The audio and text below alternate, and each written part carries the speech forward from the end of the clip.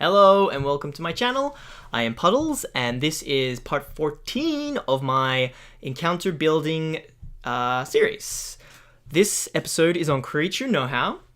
Basically just understanding what the creatures in your encounters can do before you put them in your encounters.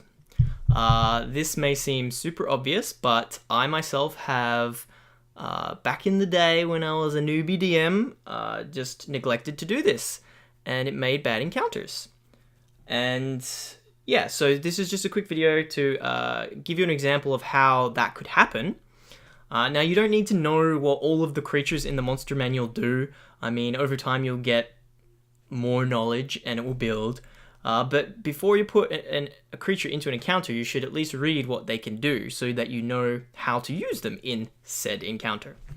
But I'll just quickly show you what I mean. So, this here is Kobold Fight Club. It is an awesome website that I use all the time to build my encounters.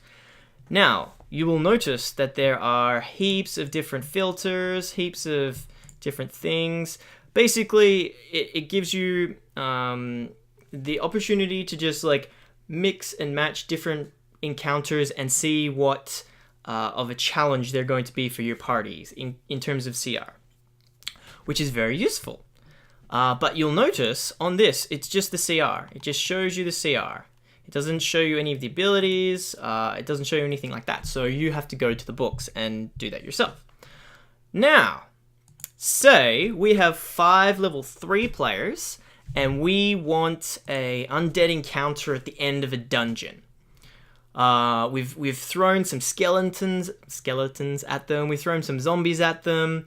We want to change it up a little bit for this final encounter. We want to do something a little different. So with this website, I can just go to the type and then change it to undead, and it will just show me all of the undead here. Awesome.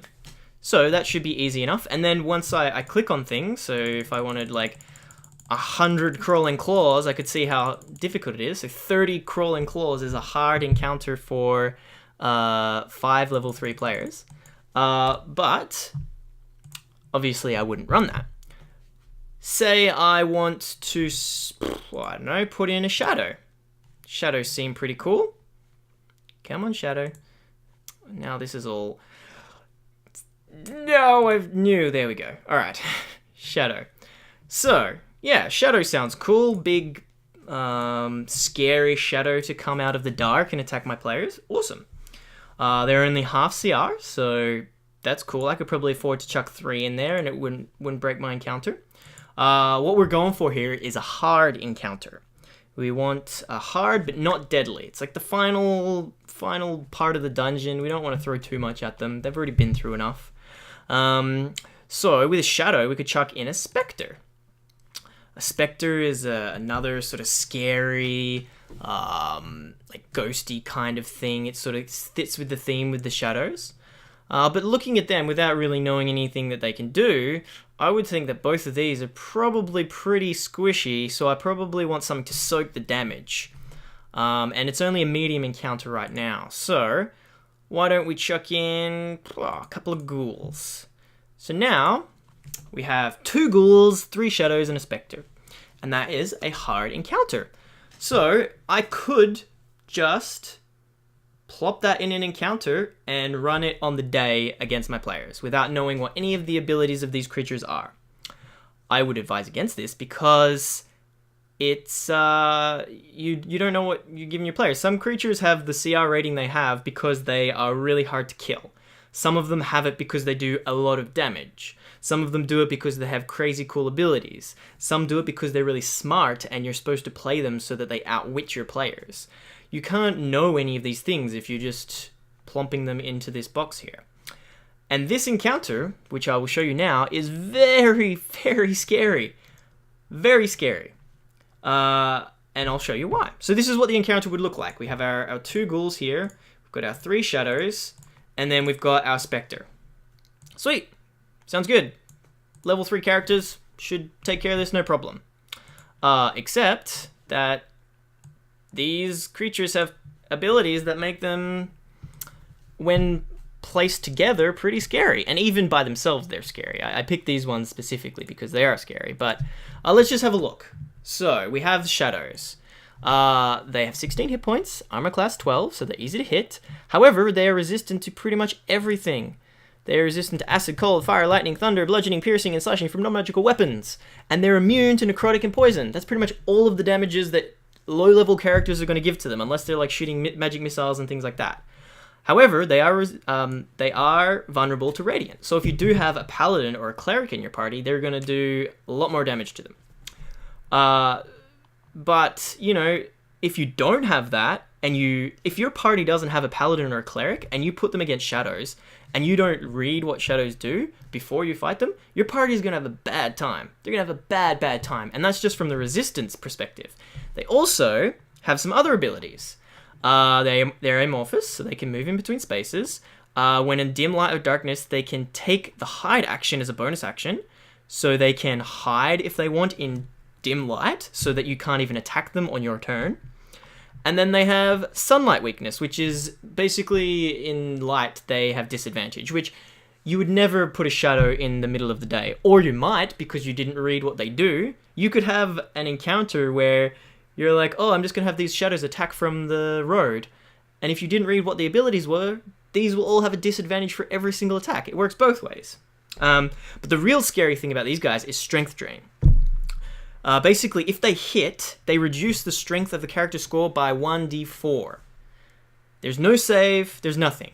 So your fighters, your barbarians in the front lines, if they're strength-based, if they get hit, their ability to attack back is going to diminish because they're losing strength. If they lose 4 to their strength, that's 2, like a +2 to their attack rolls and their damage rolls. So it can really snowball. And if one of these hits a wizard with 8 strength and he gets a 4 twice, the wizard is dead. Like, they're dead. There's nothing they can do about that. Now, these guys in themselves, shadows, are really crazy scary.